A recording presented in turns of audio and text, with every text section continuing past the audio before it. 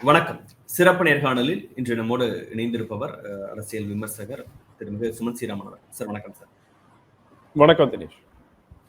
ஒட்டுமொத்த தமிழ்நாட்டையே அதிர்ச்சிக்குள்ளாக்குன ஒரு சம்பவம் கரூர்ல நேற்று இரவு அரங்கேறியது. 39 பேர் மரணம் அடைஞ்சிருக்காங்க. 8 பிஞ்சு குழந்தைகள்ல இருந்து மகளிர் உட்பட பலரும் இறந்திருக்கிறாங்க. தமிழ்நாட்டு அரசியல் வரலாற்றிலேயே ஒரு தலைவரை பார்க்க போய் இப்படி ஒரு கூட்டத்துல நடந்த ஒரு சம்பவம் அரங்கேறினதே கிடையாது அப்படிங்கிற ஒரு விஷயத்த பார்க்க முடியுது. இந்த இன்சிடென்ட் பத்தி கேள்விப்பட்டோன்னே உங்களுடைய ரியாக்ஷன் என்னங்க? இல்ல, எனக்கு கேள்விப்பட்ட உடனே ஷாக்குங்கிறத விட ரொம்ப ரொம்ப வருத்தம் தான் அதிகமா இருந்தது. ஏன்னா இது தவிர்த்திருக்க கூடிய ஒரு நிகழ்வு. ஒரு இப்போ திடீர் என்று முதல் முறையாக ஒரு அன்எக்ஸ்பெக்டடா ஒன்று நடந்து விட்டால் அது நம்ம ஷாக் உண்டாகும். பல வாரங்களாக இந்த கூட்டங்களை நம்ம பார்த்துக்கிட்டு இருக்கோம். இந்த கூட்டங்கள்ல ஏதோ பிரச்சனை வருவதற்கான வாய்ப்பு இருக்குன்னு பலர் பேசியிருக்காங்க. சரியான நடவடிக்கை எடுக்கணும், கிரவுட் கண்ட்ரோல் மெஷர்ஸ் ஒழுங்காக இருக்கணும், ரெகுலேட்டட் கிரவுட் இருக்கணும், அவங்களுக்கு வசதிகள் கொடுக்கணும். இது முதல் வாட்டினா நம்ம ஒரு அன்எக்ஸ்பெக்டட் ஈவெண்ட்டுங்களாம். ஆனால் இது என்ன ஒரு ஒரு வருந்தத்தக்க விஷயம்னா, இது கிட்டத்தட்ட ஒரு எக்ஸ்பெக்டட் ஈவெண்ட் ஆயிடுச்சு. ஏதோ ஒரு நாள் இந்த மாதிரி ஒரு அன்மேனேஜபிள் கிரவுட் வரும், அப்போ இந்த மாதிரி ஒரு சம்பவம் நடக்கும் என்று பலர், நீங்க வீடியோஸே பார்த்திருப்பீங்க, பல பத்திரிகையாளர்கள் மற்றவர்கள் எல்லாம் கூறுறதே நீங்க பார்த்திருப்பீங்க. இது ஏன் தவிர்க்கப்படவில்லை? இவ்வளவு வார்னிங் இருந்துச்சு. ரூல்ஸை வயலேட் பண்றாங்க. முந்தைய மீட்டிங்ஸ்ல ரூல்ஸை வயலேட் பண்ணியிருக்காங்க. எஃப்ஐஆர் நீங்க பதிவு செஞ்சிருக்கீங்க. அவ்வளோ வார்னிங் இருந்தப்புறம் இங்கு 3 மணிக்கோ 4 மணிக்கோ முடிய வேண்டிய ஒரு மீட்டிங் 7:40க்கு 7:30 மணிக்கு மேலதான் வராரு. 12:45 கரூருக்கு வருவதாக டைம் சொல்லிருக்காங்க. 12 டைம் சொல்லிருக்காங்க. பட் நான் பார்த்த வரைக்கும் 3 வரைக்கும் அந்த எக்ஸ்டென்ஷன், அந்த டைம் அவங்களுடைய ட்விட்டர் ஹேண்டில்ல, அபிஷியல் ட்விட்டர் ஹேண்டில்ல 12:30க்கு வருவாங்கன்னு சொல்லிருக்காங்க. 10 வரைக்குமே எப்ப வேணாலும் வரலாங்கிற மாதிரி சொல்லிருக்காங்க, வாங்கியிருந்தாங்க. பட் 3 o'clock-க்குள்ள முடிச்சிருவோங்கிற மாதிரி தான் பல மீடியா ஹவுசஸ் ஃபிளாஷ் பண்ணாங்க. சரி, நான் எதுவாக இருந்தாலும் உங்களுக்கு 10,000 நபர்கள் வருவார்கள் என்று எதிர்பார்க்கப்பட்டதா? அப்போ உங்களுக்கு 20,000 30,000 தாண்டிடுச்சு. உங்களுக்கு ஒரு 30,000 தாண்டிடுச்சுன்னா ஏன் மற்றவர்கள் தடுக்கப்படவில்லை? நீங்க eventually தினேஷ், ஒரு law and order situationல the buck stops with the government. Local அட்மினிஸ்ட்ரேஷனும் கவர்மெண்ட்டும் தான் இவென்ச்சுவலா இதுக்கு பொறுப்பு எடுத்துக்கணும். நம்ம ஈஸியா சொல்லிட்டு போயிடலாம், இது விஜயுடைய தப்பு நிச்சயமா. ஏன்னா கிரவுட் கண்ட்ரோல் விஜயோடையோ டிவிகேவுடைய பிரைமரி ரெஸ்பான்சிபிலிட்டி. பட் இதுல லோக்கல் அட்மினிஸ்ட்ரேஷனுக்கும் ஒரு பொறுப்பு இருக்கு. ஸோ இரு தரப்பும் ஃபெயிலியர் ஆயிருக்கு. அதனால இந்த விசாரணை குழு கமிட்டியில என்ன ஆக்சுவல் காரணங்கள் அப்படிங்கிறது தெரிய வரும். ஆனால் இந்த 39 குடும்பங்கள் நீங்க சொன்ன மாதிரி யாரு காரணமோ அவங்க மேல நடவடிக்கை எடுக்கப்படும், யாரா இருந்தாலும் நடவடிக்கை எடுக்கப்படும் சிஎம் அவர்களே குறிப்பிட்டிருக்கிறாரு. அந்த விஷயங்கள்லாம் ஓகே. பட் ஒட்டுமொத்தமா இங்க இருக்கக்கூடிய மீடியா சிஸ்டம் இல்ல சோசியல் மீடியால விஜய் அவர்களை நோக்கியே பல்வேறு கேள்விகள் எழுப்புறாங்க. ஆனா அதற்கு ஈக்குவலான ரெஸ்பான்சிபிலிட்டிய போலீஸ் சைட்ல எடுத்திருக்கணும். அத கேள்விக்கே உள்ளாக்க மாட்டாங்கிறத உங்களுடைய அது எதிர்பார்க்கப்பட்டதுதான் தினேஷ். ஏன்னா மீடியா தமிழ்நாட்டில் ஒரு ஜேர்னலிஸ்ட்டுங்கிறதே ரொம்ப ரொம்ப கம்மி. மெயின் ஸ்ட்ரீம் மீடியாவில் உங்களுக்கே தெரியும், ஜேர்னலிஸ்ட் மோஸ்ட்ல அவங்க ப்ராபகண்டா பண்றதுக்கு தான் இருக்கிறாங்க. அதனால அவங்க அப்படிதான் செய்வாங்க. அவங்க ஆளுங்கட்சி சார்பாக பேசுறதுக்கு டெல்லியில எப்படி கோட் அன்கோட் ஜேர்னலிஸ்ட்னு போர்வையில பிஜேபிக்கு உடைய ப்ராபகண்டாவை எடுத்து நைட் ஆஃப்டர் நைட் அவங்க டிவியில சொல்றாங்களோ, அதே மாதிரி தமிழ்நாட்டில் திமுகவோட ப்ராபகண்டிஸ்ட் தான் இருக்காங்க மெயினா, மெயின் ஸ்ட்ரீம் மீடியா பெரும்பாலும். ஸோ அதனால இது எதிர்பார்க்கப்பட்டது. இந்த மாதிரி டிஜிபி அவர்கள் பிரஸ் மீட் வைக்கிறாங்க. அதுல சொல்லியிருக்கிறாங்க அவங்க 10,000 பேர்னு சொன்னாங்க. நாங்க அதிக நபர்கள் வந்தாலும் அதை சமாளிக்கிறதுக்கு தேவையான அளவுக்கு போலீஸ் பாதுகாப்பு ஏற்பாடுகளை செஞ்சிருந்தோம். 500க்கும் மேற்பட்ட போலீசார் வந்திருந்தாங்க. அவங்க டைம் அபிஷியல் பேஜ்ல சொன்னனால மதியானத்துல இருந்து வேற வேற ஊர்கள்ல இருந்து வந்தது இல்ல விஜய் அவர்கள் கூடவே வந்ததுன்னு ஆட்கள் திடீர்னு சேர்ந்துட்டாங்க. இப்படிங்கிற காரணங்கள்லாம் இருக்குங்கும் போது என்ன சொன்னாங்களோ அதற்கான போலீஸ் பாதுகாப்புங்கிறத போலீஸ் சைட்ல இருந்து பண்ணிருக்காங்கிறதையும் நம்ம பார்க்கணும்ல சார். நிச்சயமா இதெல்லாம் அவர் சொல்வது உண்மை, அது வாஸ்தவம் தான், இதெல்லாம் காரணங்கள் தான். ஆனால் என்னுடைய பாயிண்ட் 2 தான். ஒன்று, இந்த நேரோ இடம், இந்த இடம் வந்து அகலம் அதிகமாக இல்லை. ஒரு பெரிய மைதானம் மாதிரி இருந்ததுன்னா இது மாதிரி நடப்பதற்கான வாய்ப்புகள் குறைவு. இது ஒரு நேரோ ஏரியா. நேரோ ஏரியால இவ்வளவு கூட்டம் தான் வர முடியும். இதை தாண்டி வர முடியாது. உங்களுக்கு என்ட்ரி பாயிண்ட், எக்ஸிட் பாயிண்ட் எல்லாமே உங்களுக்கு தெரியும்.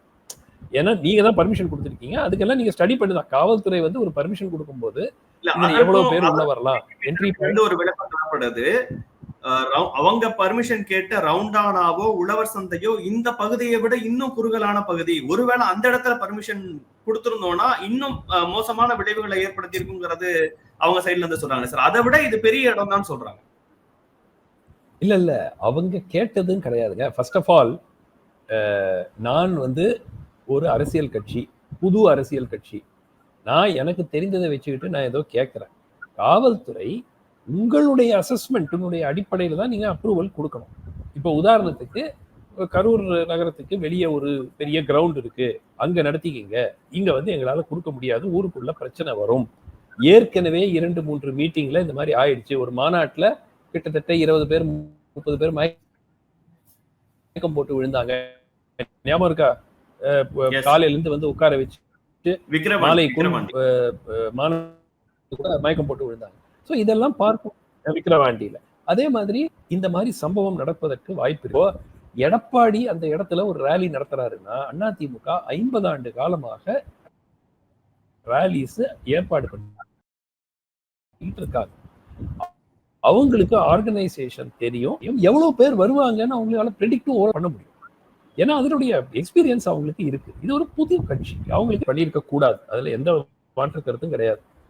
காவல்துறை சொன்ன டைம்ல நீங்கள் மீட்டிங்கை முடிச்சு நடத்தி முடிச்சிருக்கணும். ஒண்ணு. ரெண்டாவது, நீங்க 10,000 பேர்னு சொல்லிட்டு அது 15,000 ஆகலாம். அது வந்து எக்ஸாக்டா நம்பர் வச்சு யாராலையும் ஆன்டிசிபேட் பண்ண முடியாது. ஆனால் 10,000 என்பது 35,000 40,000 போவதற்கு நிச்சயமாக நீங்க ஆன்டிசிபேட் பண்ணாமல் இருந்தது உங்கள் தவறு. பாருங்க தினேஷ், 2 விஷயம். ஒரு மீட்டிங்ல ஓரளவுக்கு நீங்க மொபிலைஸும் பண்றீங்க. நீங்க அழைத்து கூட்டிட்டு வர கூட்டமும் இருக்கு. நீங்க அழைத்துனா பார்ட்டி கேடர் மூலமா, நான் சொல்ல துட்டு கொடுத்துன்னு சொல்லல, பார்ட்டி கேடர் மூலமா நீங்க அழைச்சிட்டு வரீங்க. அது ஓரளவுக்கு இருக்கு. அதை தாண்டி பொதுமக்கள் ஒரு பெரிய திரைப்பிரபலம் வராரு, அவரை பார்க்கணும் அப்படிங்கிற ஆர்வத்துல வர்றாங்க. ஸோ என்னுடைய பிரச்சனை 2 தான். ரூல் வயலேட் ஆனா ஏன் ரூல் வயலேட் ஆகி இவ்வளவு பெரிய அசம்பாவிதம் நடக்கும் வரை எந்த நடவடிக்கையும் ஒரு ரெஸ்ட்ரிக்ஷன்ஸ் இல்ல வந்து சில கட்டுப்பாடுகளை விதிக்கும் போது நீங்க வந்து எனக்கு பயந்துட்டீங்கிற ஒரு ப்ரொபகண்டாவை அந்த கட்சியின் தலைவர் வந்து ஒவ்வொரு மீட்டிங்லயும் வைக்கிறாரு. சிஎம் சார் என்ன பார்த்து எப்பவுமே இங்க பாருங்க, எப்பவுமே ஆளும் அரசுக்குத்தான் இந்த சிக்கல் ஏற்படும். எந்த அரசு ஆட்சி பொறுப்பில் இருந்தாலும் இந்த சிக்கல் ஏற்படும். நீங்க வந்து எதிர்கட்சிகளை வந்து வேணும்னே வந்து முடக்க பாக்குறீங்க, அவங்களை கண்டு ஆளுங்கட்சி வந்து எங்களை கண்டு பயப்படுது அப்படிதான் சொல்லுவாங்க. அதுதான் அரசியல். பட் அதை தாண்டி அடிப்படை பொறுப்பு யாரிடம் இருக்கிறது? ஒரு எதிர்கட்சி இஷ்டத்துக்கு பேசிட்டு போலாங்க. ஒரு ஒரு ஆளுங்கட்சிக்கு தான் மக்களினுடைய வாழ்க்கையும் உயிரையும் பாதுகாப்பது ஆளுங்கட்சியினுடைய பொறுப்பு, கவர்மெண்ட்டுடைய பொறுப்பு. சோ எதிர்கட்சி எப்படி வேணா பேசுது. திமுகவே எதிர்கட்சியில் இருக்கும்போது எப்படியெல்லாம் எடுத்து விட்டுருக்காங்க எவ்வளவு விஷயங்கள்ல. அது வேறு. அதிமுக ஆட்சி காலத்துல திமுக எதிர்கட்சியா இருக்கும்போது எத்தனை திட்டங்களை எப்படி தடுக்க பார்த்தாங்க, எப்படியெல்லாம் வந்து அவர்கள் இஷ்யூஸை கிரியேட் பண்ணாங்க.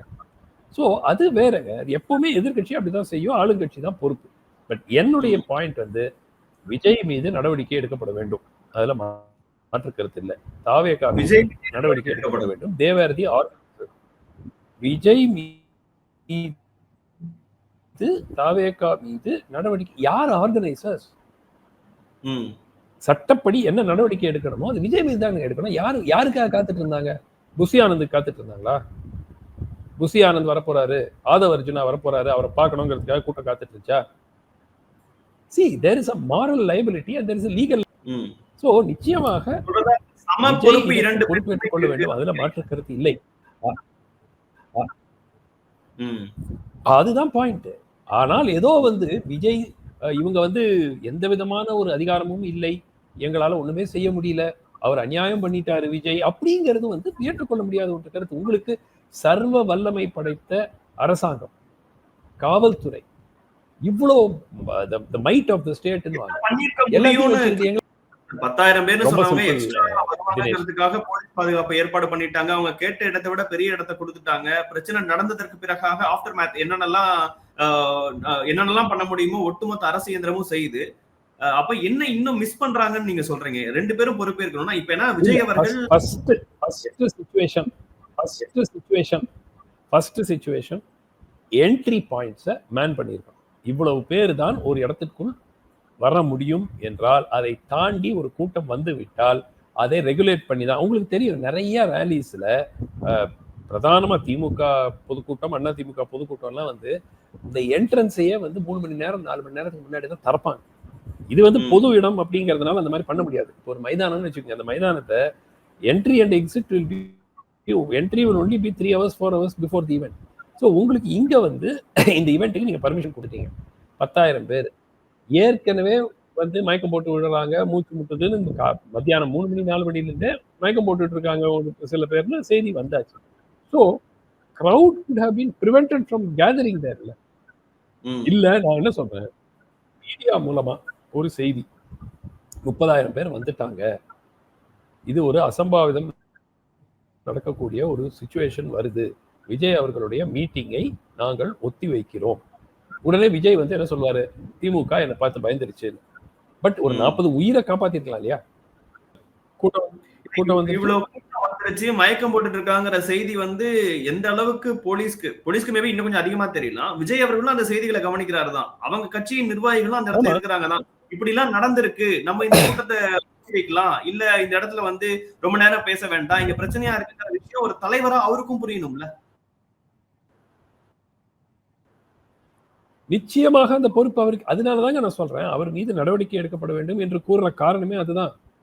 அவருக்கு அந்த பொறுப்பு இருந்திருக்கணும்.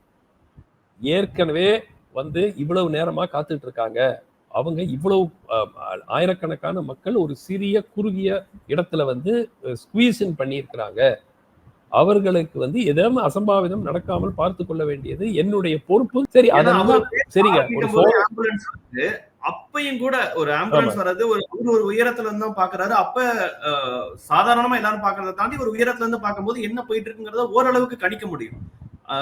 ஒரு குடும்பத்தை காணாம பேசுறாங்க. அப்படி இருக்கும் போது அப்பையும் கூட தன்னுடைய பேச்சை முழுமையா பேசிட்டு தான் போறாரு. அப்படிங்கும் போது அவரால் அத அங்க நடந்துட்டு இருந்த அசம்பாவிதங்களை புரிஞ்சு கொள்ள முடியலையா, இல்ல கண்டும் காணாம இருந்துட்டாரா? இல்ல, எனக்கு வந்து அவருக்கு முழுமையாக என்ன நடந்திருக்கிறது என்று முழுமையாக தெரிந்தும் தொடர்ந்து பேசியிருப்பாருன்னு நான் நினைக்கிறேன். அந்த மாதிரி எந்த ஒரு சராசரி மனிதனும் அந்த மாதிரி பண்ண முடியாது. இவ்வளவு பேர் இறந்திருக்காங்க, மக்கள் இறந்திருக்காங்கன்னு தெரிஞ்ச அப்புறமும் மைக்க வச்சுட்டு பேசிட்டு இருப்பாருங்கிறது நான் நம்பல. ஆனால் நிச்சயமாக ஏதோ ஒரு பிரச்சனை நடந்து கொண்டிருக்கிறது என்பது அவருக்கு தெரிந்திருக்கும். அது வந்து இந்த மாதிரி ஒரு பெரிய ஸ்டாம்பீட் ஆயிருக்கு, 39 பேர் இறந்திருக்காங்கன்னு தெரிஞ்சிருக்காரு. இது ஏதோ ஒரு அசம்பாவிதம் நடந்து கொண்டிருக்கு, நடக்கு அன்யூஷுவலா ஏதோ நடக்குது. இல்ல ஒரு வார்த்தை காவல்துறை நண்பர்கள் தயவு செய்து வந்து உதவுங்க, அந்த மாதிரி ஒரு அறிக்கை மைக்கிலே சொல்லியிருக்கலாமே. எல்லாரும் கொஞ்சம் அமைதியா இருங்க, காவல்துறைக்கு ஒத்துழைங்க ப்ளீஸ், தயவு செய்து தள்ளாதீங்க, ஏதாவது ஒண்ணு சொல்லியிருக்கலாமே. நான் ஒண்ணு கேக்குறேன் தினேஷ், அதுதான் சார் நானும் கேட்க. சம்பவம் நடந்ததற்கு பிறகாக ஒரு தலைவர் எப்படி நடந்து கொள்ளணும்? இல்லைங்க, ரொம்ப ரொம்ப ரொம்ப இடத்துல 10 நிமிஷம் போறதுக்குள்ள அவ்வளவு செய்திகள் வந்துருச்சு. அவர் திருச்சி ஏர்போர்ட்டுக்கு போகும்போது ஒரு செய்தியாளர் கேட்கிறாரு, சார் 30 பேர் இறந்துட்டாங்க, ஏதாவது பேசுங்கன்னு கேட்கிறாரு. அதற்கும் பதில் சொல்லாம அவர் சென்னை வராரு. இங்க இருக்கக்கூடிய சிஎம் விமானத்துல ஊருக்கு போறாங்க. எல்லாத்தை விடவும் அதுதான் வந்து நம்ம இந்த சம்பவத்தில் திரு விஜய் உடைய அரசியல் பயணத்துல நம்ம பார்க்க வேண்டிய ரொம்ப ரொம்ப முக்கியமான ஒரு பாயிண்ட். முதலமைச்சர் நைட்டு 1 மணிக்கு கிளம்பி ஃப்ளைட்டை பிடிச்சி அங்கே போறார், சம்பவ இடத்துக்கு போறார். கிட்டத்தட்ட ஒரு 5-6 மந்திரிகள் அதுக்கு முன்னாடியே அங்கே போய் இருக்காங்க. எதிர்கட்சி தலைவர் இன்று காலை உடனடியாக அங்கே சென்று மக்களை பாதிக்கப்பட்ட குடும்பங்களை சந்திக்கிறார், மருத்துவமனைக்கு போறாங்க. சரி, விஜய்க்கு வந்து ஒரு வேளை காவல்துறை நீங்க இப்போ போகாதீங்க, ரொம்ப எமோஷனலா இருக்காங்க, ஏதாவது எங்களால கிரவுட் கண்ட்ரோல் பண்ண முடியாது, இல்ல உங்களுக்கு ஏதாவது ஆபத்து இருக்கலாம், அதனால வேண்டான்னு சொன்னால் கூட அதை வெளிப்படையாக அவர் வந்து சொல்லியிருக்கலாமே. ஏன்னா வரணும்னு விருப்பப்பட்ட நிர்வாகிகள் யாருமே காணுமேங்க. எங்கெங்க போனாங்க? இப்போ புசி ஆனந்தோ, சிடிஆர் நிர்மல்குமாரோ, ஆதவ் அர்ஜுனாவோ எங்க இருக்கிறாங்க? இல்ல எனக்கு ஒரு ஒரு பிரதான ஆளுங்கட்சி முழு வீச்சுடன் அங்க இருக்கிறாங்க. திமுக அங்க இருக்கிறாங்க. எதிர்கட்சி அண்ணா திமுக, அதனுடைய மூத்த தலைவர்கள் எம்.ஆர். விஜயபாஸ்கர், எடப்பாடி எல்லாரும் அங்க போயாச்சு. இவங்க யார் அந்த மீட்டிங்கை நடத்தினாங்களோ அவங்க தரப்புல அங்க இல்லைன்னா என்ன ஒரு வாட் இஸ் திஸ் லீடர்ஷிப்? சரி, விஜயால போக முடியல, ஏதோ ஒரு காரணம், காவல்துறையை சொல்லிட்டாங்கன்னு ஒரு பேச்சுக்கு எடுத்துக்கணும். ஏன் மற்ற தலைவர்கள் எங்க போனாங்க? ஆங்கிலத்தில் நான் தான் போட்டிருந்தேன், அப்பாலி அப்பாலி. இதை வந்து ஒரு ஒரு ஃபெயிலியர் ஆஃப் லீடர்ஷிப்ங்கிறது இதை விட ஒரு எடுத்துக்காட்டே இருக்க முடியாது. என்னவோ சி இவர்னாலதான் அது நடந்தது நடக்காது, அதெல்லாம் விசாரணையில் நம்ம தெரிய வரப்போகுது. ஆனால் சம்பவம் நடந்த பிறகு சரி, நான் ஒண்ணு சொல்றேன் தினேஷ். சரி, மருத்துவமனைக்கு அவர் போக முடியல, ஏன்னா ஒரு அசம்பாவிதம் நடக்கக்கூடிய வாய்ப்பு இருக்கு, கூட்டம் திருப்பியும் கூடும், காவல்துறை சொல்லி இருக்கிறாங்கன்னு வச்சுக்கோங்க. கரூர்லயே தங்கி இருக்கலாமே. கரூர்ல தங்கி இன்று காலையில போய் குடும்பங்களை மீட்டு எப்படி நீங்க ஜஸ்டிஃபை பண்ண முடியும்? அவங்க கட்சியில மருத்துவர்கள் இருப்பாங்க, அவங்க கட்சியில வந்து ஒரு செவிலியர்கள் இருப்பாங்க. இந்த நேரத்துல நீங்க போய் உதவுங்க, நம்ம கட்சியின் தொண்டர்கள் வந்து அவங்க தேவைப்படுற உதவி தேவைப்படுறவங்க நில்லுங்க, உங்களுக்கு பணம் தேவைப்படுதா, தனியார் மருத்துவமனையில சேர்க்கறீங்களா, ஃபுல் செலவை நான் ஏற்கிறேன், இந்த மாதிரி வார்த்தைகளை இப்ப நம்ம பேசிட்டு இருக்க இந்த நேரம் வரைக்கும் அப்படியான வார்த்தைகள் போல. இப்ப 20 லட்சம் ரூபாய் பணம் உயிரிழந்த குடும்பங்களுக்கு அறிவிக்கிறேன், 2 லட்சம் ரூபாய் சிகிச்சைக்கு அறிவிக்கிறேன்னு சொல்லி இருக்காங்க. ஆனா எனக்கு அவங்களை போய் உதவி பண்ணுங்க நம்ம தொண்டர்கள்ங்கிற வார்த்தையை அவர் சொல்லவே இல்லையேங்க சார். ரவுண்ட் இருக்கணும், வெறும் பணத்தை மட்டும் போட்டு அடிக்கிறதுங்கிறது வந்து, போட்டு கொடுக்கறதுங்கிறது வந்து அவ்வளவு பணம் காம்பன்சேஷன் கொடுக்கணும், அதுல மாற்றுக்கிறது இல்லை. ஆனால் நஷ்ட ஈடு மட்டும் அந்த போன உயிர்களை திருப்பி கொண்டு வர போவது இல்லை. நீங்க கூட நிக்கிறீங்கிறதுக்கு என்னங்க ஒரு ஒரு எவிடன்ஸ் என்ன இருக்கு? அப்படியே கிளம்புறீங்க, திருச்சிக்கு போறீங்க, திருச்சியில இருந்து பிளைட்டை பிடிக்கிறீங்க, சென்னை வரீங்க, என்ன ஒரு ஒரு ஒரு இன்டிஃபரன்ஸ்? இல்ல, என்னதான் ஷாக்கு எல்லாமே இருக்கட்டும், இருந்தால் கூட இன்னைக்கு சரி, நான் நேற்று நைட்டு கூட மேபி ஒரு ஷாக்ல இந்த மாதிரி ரியாக்ட் பண்ண, எப்படி ரியாக்ட் பண்ண தெரியல. இன்னைக்கு காலையில என்னங்க ஆச்சு? இன்று அதிகாலை கிளம்பி போயிருக்கணும்ல திருப்பி கரூருக்கு. அவருடைய லெப்டினன்ட்ஸ் எல்லாம் எங்க இருக்காங்க? இரண்டாம் கட்ட தலைவர்கள் எங்க இருக்கிறாங்க? யாருமே ஒரு ட்வீட் கூட போடல. விஜய் அவர்கள் நேத்து போட்ட அந்த 4 லைனை சில பேர் ரீட்வீட் பண்ணாங்க, மற்ற யாருமே அதை பத்தி ட்வீட் கூட போடல. இல்லைங்க, ஒரு அரசியல் கட்சிக்கு தேவையான, அரசியல் தலைவருக்கு தேவையான ஒரு ஒரு எம்பத்தி, ஒரு கம்பேஷன் அது இருக்கணும். அது வந்து ஆனா நல்லது கெட்டதுங்கிறதுல அட்லீஸ்ட் வந்து நிக்கிறாங்க. எவ்வளவோ தப்பு இருக்கலாம், அந்த கட்சிகள் பத்தி விமர்சனம் 100 வைக்கலாம், பட் நிக்கிறாங்கல்ல, போய் நிக்கிறாங்கல்ல. ஒரு பிரச்சனைன்னு வரும்போது ஒரு 10 பேர் நிக்கிறாங்கல்ல. எங்க போனாங்க இவங்க? இல்லைங்க, அங்க வாலண்டியர்ஸ் இன்ஜர்ட் ஆயிட்டாங்க. மாநிலம் முழுவதும் உங்களுக்கு ஆள் இருக்காங்களே. எஸ், ஏங்க நீங்க கோயம்புத்தூர்ல இருக்கிற வாலண்டியர்ஸ் இங்க வாங்க, தாவேகாவை சேர்ந்த மதுரை வாலண்டியர்ஸ் வாங்க, 120 கிலோமீட்டருங்க, எவ்வளவு நேரம் ஆகும் போகுது வரத்துக்கு? சேலத்துல இருந்து வாங்க. நான் கரூர்ல இருக்கிறவங்க சரி, அவங்க நிறைய பேர் ஷாக்ல இருந்திருக்காங்க, அவங்க இன்ஜர்ட் ஆயிருக்காங்க, எல்லாம் நான் ஏத்துக்கிறேன். மற்ற டிஸ்ட்ரிக்ட்ஸ்ல இருந்து வந்து உதவுங்கன்னு ஒரு ஒரு ஸ்டேட்மெண்ட் கூட வரலையே. ஏங்க இன்னொரு நேற்று இரவு பாத்தீங்களா, எடப்பாடி அவர்கள் போட்ட ட்வீட்டா இருக்கட்டும், உடனே அதுலயும் போட்டிருக்காரு, அதிமுகவை சேர்ந்த கரூர் மாவட்டத்துல எம்.ஆர். விஜயபாஸ்கர் இருக்காரு, மற்றவங்க மற்ற சுத்து வட்டார மாவட்டத்திலிருந்து அங்க போய் உதவுங்க. ஏங்க இது காமன் சென்ஸ் இல்லையா? குறைந்தபட்ச மனிதாபிமானம். யார 10 ரூபா பாட்டிலுக்கு 10 ரூபான்னு விமர்சிச்சாரோ அவரு 15 நிமிஷத்துல ஹாஸ்பிட்டல்ல இருக்காரு சார். இந்த நேரத்துல கட்சிகள் விமர்சனம் கடந்து உடனடியா அவங்கள சரி பண்ணணும், அவங்க கூட நிக்கணுங்கிறது தானே தேவை. அது மிஸ் பண்றாங்களேங்கிறது. அது இது போக போக நிச்சயமா மக்கள் இதை வந்து அவ்வளவு சுலபமா மறப்பாங்கன்னு நான் நினைக்கிறேன். ஏன்னா இப்ப திருப்பியும் நாளைக்கு போனாலும் சினிமாக்காரர் பார்க்கணும். எந்த அளவுக்கு தப்பா ஹேண்டில் பண்ணப்பட்ட ஒரு விஷயம் சார் அவருடைய அரசியல் இன்சிடென்ட் இல்ல தினேஷ். நான் ஒண்ணு சொல்றேன், இதே சம்பவம் நடந்திருக்கிறதுன்னு வச்சுக்கோங்க.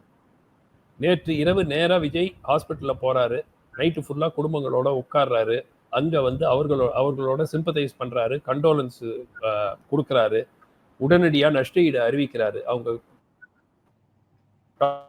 டாப் லீடர்ஷிப் ஃபுல்லா கரூர்லயே இருக்கிறாங்க. இது வந்து அவருக்கு ஒரு பிளாக் மார்க்காவே ஆகாமல் இருக்கக்கூடிய வாய்ப்பும் இருந்திருக்கிறது. ம். ஆனால் இந்த way he reacted to it அதுதான் வந்து ரொம்ப பெரிய negative impact. So okay sir. ஒரு அவரை வந்து இன்னும் எனக்கு என்ன வருத்தம்னா தினேஷ், இப்போ திருப்பியும் நாளான்னைக்கு 2 வாரம் கழிச்சு திருப்பியும் சனிக்கிழமை கூட்டம் போட்டாருன்னா திருப்பியும் கூட்டம் அந்த மாதிரி போகும். அதுதான் எனக்கு நம்ம நம்ம மக்களையும் நம்ம திருப்பி ஓரளவுக்கு அந்த மாதிரி போகும். எனக்கு சினிமா இந்த நேரத்துல எனக்கு இல்ல கேட்கறது சரியா சினிமா இருக்கும் மோகம். நீங்க ஆனா தொடர்ந்து சோசியல் மீடியால இருக்கிறவரு, பல விமர்சனங்களை பல பேர் எழுதுற விஷயங்களை பார்த்துட்டு இருக்கவரு, இந்த நேரத்துல பலரும் எழுதக்கூடிய ஒரு விஷயம், இந்த மாதிரி ஒரு இன்சிடென்ட் நடக்குது, இதுக்கு பின்னாடி திமுக இருக்கு, திமுகவோட சதி, நீங்க பல இடங்கள்ல திமுக விமர்சிச்சு பேசுறவரு, இந்த மாதிரி எழுதுறவங்களுக்கு நீங்க என்ன சொல்லணும்னு நினைக்கிறீங்க? இந்த விஷயங்களை பத்தி சொல்லுங்களேன் நிறைவா. இல்லைங்க, ஃபர்ஸ்ட் ஆஃப் ஆல் ஆதாரம், ஏதாவது ஆதாரம் இருந்தால் அது முன்வைங்க. ஆதாரம் இல்லாமல் நான் வந்து திமுகவை கடுமையாக விமர்சிக்கக்கூடியவர். திமுக இதில் அரசியல் ஆதாயம் தேடுகிறார்கள் என்பதை நான் 100க்கு 100 நான் சொல்லுவேன். இதுல ஏன்னா இவ்வளவு ஃபாஸ்டா முதலமைச்சர் கள்ளக்குறிச்சிக்கு போனாரா டைரக்ட் ஃபெயிலியர் ஆஃப் அட்மினிஸ்ட்ரேஷன். அது கள்ளக்குறிச்சியில கள்ளச்சாராயம் விற்கப்படாமல் பார்த்துக் கொள்ள வேண்டியது அரசாங்கத்தினுடைய நேரடி பொறுப்பு, கடமை. அதில் தவறு விட்டது கூட இந்த மாதிரி இவ்வளோ 6 மினிஸ்டர்ஸ் விதின் 6 hours 8 hours எல்லாரும் போறாங்க. ஸோ நிச்சயமா அவங்க வந்து ஒரு பொலிட்டிக்கல் எக்ஸ்பிளாய்டேஷன் பண்றாங்க, அதெல்லாம். பட் அவங்க தான் இதுக்கு காரணம் என்று கூறுவதற்கு எந்த விதமான ஒரு ஆதாரமும் இதுவரைக்கும் முன்வைக்கப்படவில்லை. இப்போ கரண்ட் ஒரு இடத்துல கட் ஆச்சுன்னா ஏங்க எல்லாரும் வந்து கரண்ட் கம்பம் மேல ஏறிட்டு இருக்காங்க. ஸோ மேபி யாரும் எலக்ட்ரிக்யூட் ஆகக்கூடாதுங்கிற கவலையில கூட அவங்க கட் பண்ணிருக்கலாம். ஸோ அது நமக்கு தெரியாது, அது விசாரணையில தான் நமக்கு தெரிய வரும் ஏன் அந்த கரண்ட் கட் ஆச்சு. பட் இது வந்து ஒரு ஒரு சோசியல் மீடியால ஒரு பத்திரிகையாளர் முன்னாடி சொன்னார், இந்த மாதிரி ஒரு சம்பவம் நடந்தால் அது வந்து ஆளுங்கட்சி வந்து எக்ஸ்பிளாய்ட் பண்ணுவாங்கன்னு சில வாரங்களுக்கு முன்பு நீங்க கூட பார்த்திருப்பீங்க தினேஷ், கூறப்பட்டது. அது ஐ கேன் அண்டர்ஸ்டாண்ட். பட் இவர்கள் தான் செய்தார்கள் என்று கூறுவதற்கு எந்த விதமான ஒரு ஆதாரமும் இல்லை. ஆதாரம் வந்தால் அதை பார்த்து பேசலாமே தவிர திமுக தான் செஞ்சிச்சுன்னு சொல்றதுக்கு I will not accept. Okay sir. இந்த நேரத்துல விஜய் அவர்களுக்கு என்ன சொல்லணும்னு நினைக்கிறீங்க? அரசியல சில ஆண்டுகளா கூட நினைக்கிறவரு என்ன சொல்லணும்னு நினைக்கிறீங்க? உங்களோட நிறைவு கருத்து. யாருக்கு? விஜய்க்கா? எஸ். இல்ல, அவர் நிச்சயமாக ஃபர்ஸ்ட் கிரவுட் கண்ட்ரோல் மேற்கொண்டு உங்க கேம்பெயின் ஏதாவது பண்றதாக இருந்தால் கிரவுட் கண்ட்ரோலை ஒழுங்கா வைத்துக்கொண்டு சரியாக ஆர்கனைஸ் பண்றது. 2வது, அரசாங்கம் நீதிமன்றமே சொல்லியிருக்கு சரியா வந்து ரெகுலேட் பண்ணணும்னு. இந்த ஆர்டர்ஸ் எல்லாமும் இம்ப்ளிசிட்டா நீங்க ஒபே பண்ணாதான் அலோவ் பண்ணணும். இப்ப நாளைக்கு திருப்பியும் இந்த மாதிரி ஏதாவது ஒரு மீறல் இருந்தால் கடுமையான நடவடிக்கை எடுக்கணும். அரசாங்கம் வந்து இல்லைங்க அவருங்க என்ன சொல்லுவாங்க, நாங்க பயந்துட்டோம்னு சொல்லுவாங்க சொல்லக்கூடாது. பாரபட்சம் இன்றி நடவடிக்கை எடுப்பதுதான். இப்போ விஜய் இல்லைங்க, ஒரு சாதாரண ஒரு ஆள் இந்த விதிமீறல் செஞ்சா அரசாங்கம் சும்மா இருக்குமா?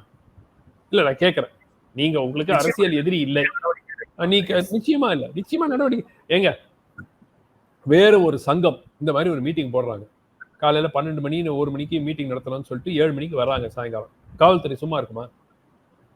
நிச்சயமாக இருக்காது. ஸோ என்னுடைய பாயிண்ட் என்னன்னா, பாரபட்சம் இன்றி செயல்பட வேண்டியது இப்பவே நமக்கு தெரியுங்க, பாரபட்சத்தோட செயல்பட போறாங்களா இல்லையாங்கிறது. இந்த இன்வெஸ்டிகேஷன் எப்படி போகுது, எப்போ ரிப்போர்ட் வருது, என்ன நடவடிக்கை எடுக்கிறாங்க, விஜய் மீது எஃப்ஐஆர் போடுறாங்களா? இது வரைக்கும் நான் கேள்விப்பட்டது சிடிஆர் நிர்மல்குமாரும் கரூர் மாவட்ட செயலாளர் மேல போட்டிருக்கிறாங்க.